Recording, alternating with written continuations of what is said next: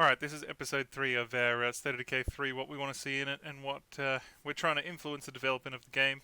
Once again, if you haven't watched the first videos, make sure you rewind and watch the first few so you know exactly what's going on.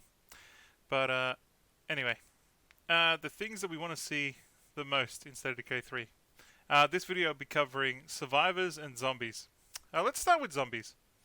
The first thing that people ask for is they want zombies to carry loot, which I feel like isn't a stupid idea. Like, I think it's fairly logical that those zombies will be wearing clothes. Those clothes have pockets. Those pockets have a few bullets in it, some food, maybe a drink. That's not a crazy idea. Zombies carrying loot. I'm actually up for that. Next we've got weather effect zombies. So if it's like dark, the zombies get more aggressive. I think that's not a bad idea either. I feel like that kind of already happens. Like there's more zombies at night. Maybe that's just my my interpretation, but who knows. But I think, if there's a thunderstorm, all the zombies should go crazy from the noise. I think that's a massively cool idea. Like, imagine a real zombie apocalypse when there's a thunderstorm and there's lots of noise and lots of, like, flashes of light. The zombies get a bit rolled up and, they definitely become more active during a thunderstorm or something. That would be cool. Next we've got zombie animals, i.e. zombie dogs, zombie lions, and zombie monkeys. I really don't want to fight a zombie lion. I'm terrified to think of what that would look like. But I feel like the zombie infection could definitely carry over to animals. I don't know how often you'll see a monkey running around in America, but maybe there's a zombie zoo that has monkeys in it, or I don't know. But a zombie lion or a zombie tiger or a zombie bear, that I want to see. That would be some hectic stuff to fight. So that's actually quite a good idea. Next we got zombies are clearable, so after many kills they stop spawning. That's actually another interesting idea. Like, that's one of the things that I find strange about State of Decay 2. It doesn't matter how many zombies you kill, they just keep coming.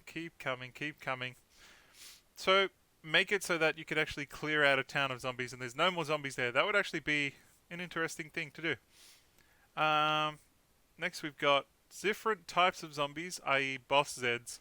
I mean, we've already got the Juggernauts, but I feel like almost every zombie game in, say, the last 10 years has had, those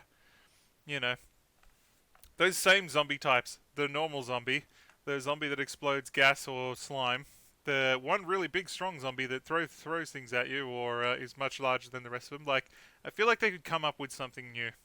Think of something fresh. Don't copy all these other ideas that have already been done.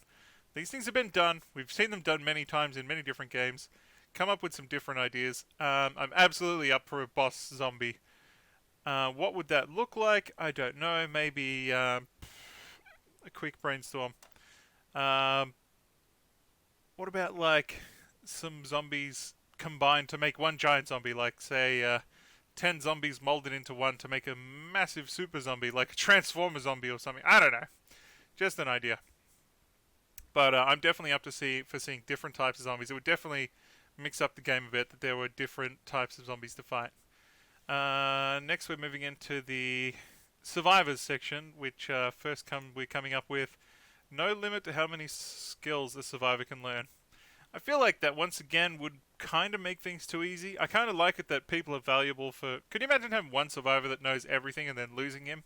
Like, you would just lose all your skills in one... you're putting all your eggs in one basket, which could be good, but it could also be bad if that particular survivor dies.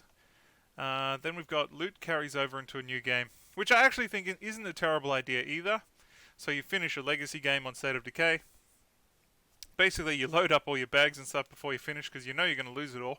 But that's kind of sucky. There should be a way that you can sort of put it in a storage locker somewhere and then get it out later, or use it somehow, or it gives you extra points for how much loot you've got, or something like that. It's kind of sad that it just sort of vanishes with no purpose. So giving it some sort of, use after that would be cool. Up next we've got access you use legacy survivors or call them into a game, which I actually think is also something that could really be added in. That would be cool. So you could have, once again, when you finish a game, your survivors that you have become legacy survivors, which you can select from when you start another game. But why not give us the ability, say it costs, I don't know, 5,000 influence. Like, it's got to be expensive. But then you can call in a legacy survivor from your previous game. Say you've got a favorite survivor that you used tons in a previous game, and then you finish the game, you start again, and that survivor's gone. Well, this gives you the ability to call him in again into the next game, which would be pretty amazing. Next, we've got more survivors. So, at the moment, there's like a soft cap around 12, 13, 14 survivors. I think instead of Decay 1, you could have about 50. But the ability to have as many as you want would be cool. I mean, you're always going to have your favorites, right? Like, if you watch The Walking Dead, we all know the main characters. We all know the main favorite people. But there's more people in the camps, like, that you don't see in the background, like the background people. I feel like if you could have more survivors, you'd have more of those background people, and you could, like, find something for them to do. Have them set up as, like, I don't know, patrolling the perimeter or going out and scavenging supplies, or give them something to do. More survivors is absolutely something that they should add into the game. 6 people asked for relationships, more bonding / morale bonus or penalties. So, I guess they want their survivors to be able to like be friends with each other or make couples. And then you could have children. Obviously, having a baby in your camp would increase how much noise it makes, and then you get attacked more, and then you have to protect the baby. Alternatively, if somebody's a couple and one of them dies or splits up with them and goes with somebody else, then that survivor gets upset. It unlocks a whole heap of possibilities there as well. So, relationships. Who knows? I don't know how hard or easy that's going to be to implement, but that's not a terrible idea either. That would make things interesting. Next, we've got pets. Horses, cows, cats. I mean, cats, maybe. Horses, if you could ride a horse around the map, that would be cool. I don't know how you would go with your horse if it got infected and suddenly you've got to fight your own zombie horse. That would be kind of interesting. Having cows and livestock would be cool as like a source of food and stuff. I mean, if you could have a farm instead of just like the hydroponic setup or something, you could actually have a farm with like cows and chickens. That would be pretty awesome. I guess you'd have to feed them and stuff like that, or else they'll die. Or maybe you could assign one survivor to look after them, and it's his job to feed them. As long as you have food, he can feed them. Something like that. That would also be pretty awesome. I must say that would be very cool. Next we have more control over AIs. Take survivors with you / give them orders or missions. That would also be very cool. I don't know, once again, how hard that would be to implement in a new game, but at the moment you can only sort of have one AI follower and they just kind of follow you. And on the harder difficulties, they're nowhere near as good as fighting as a real human is. And they usually die pretty quick. Imagine if you could take like your whole squad or your whole colony with you. You know, you're running around the map with 10 people with guns. Imagine the size of the battles that you could have. That would be so awesome. And the ability to give them orders and missions too. I mean, at the moment they sort of... I think they spend more time losing resources than finding resources. But if you could like assign, say, I don't know, 5 people to going out and getting resources, and say once a day they come back and they've got, say, I don't know, a 50% chance or higher, depending on how many people you send, to get actually a successful run, and then once they do come back, they actually bring back some food or some ammo or some fuel, or maybe you could even aim them like, I need you to find food, or I need you to find water, or I need you to find this or that. That would be very, very useful. And I actually don't disagree with that at all. Like, they could definitely make the other survivors you don't really use in your base more useful by giving us that ability. Alright, next is more interactions with other groups / survivors / they can patrol, attack, or make alliances. Once again, this would be pretty hard to implement, but not impossible. I think it would actually change the dynamic of the game quite a bit if you could actually, like, go out scavenging and you'd actually come across, like, another group that's out scavenging. Like, that would be awesome.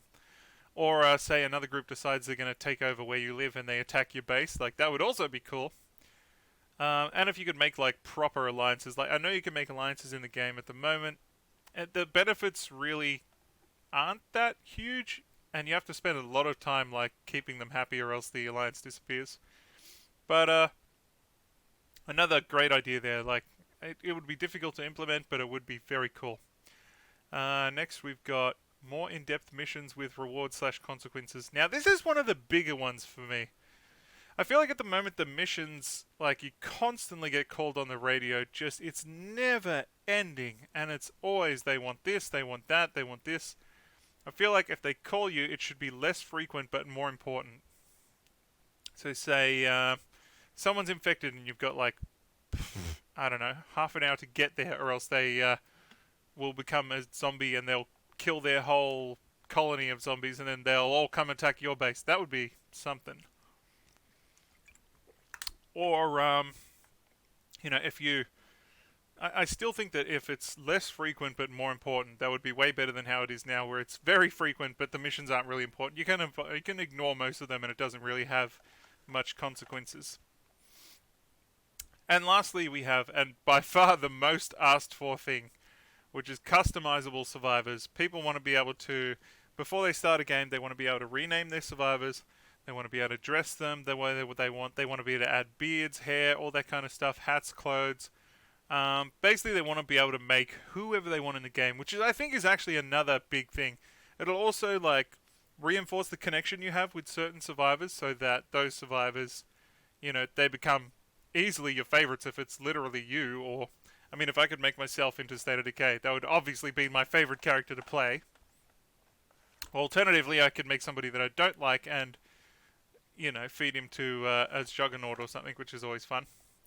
But I feel like these are the more important things that could be added into the game to add a lot of value to the game.